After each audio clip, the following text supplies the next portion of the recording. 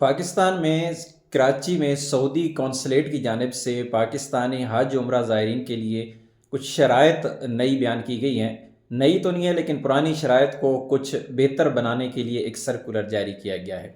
اس میں کہا گیا ہے کہ اگر آپ عمرہ زائر ہیں، عمرہ ادا کرنا چاہتے ہیں یا حج ادا کرنا چاہتے ہیں تو جو تصویر ہے آپ کی حج کے لیے، ویزا کے لیے، اس کے لیے کوئی 12-13 نئی ہدایات جاری کر دی گئی ہیں۔ آنکھیں آپ کی کھلی ہونی چاہیے، آپ کا سر مکمل نہیں ڈھانپا ہونا چاہیے، پیشانی نظر آنی چاہیے۔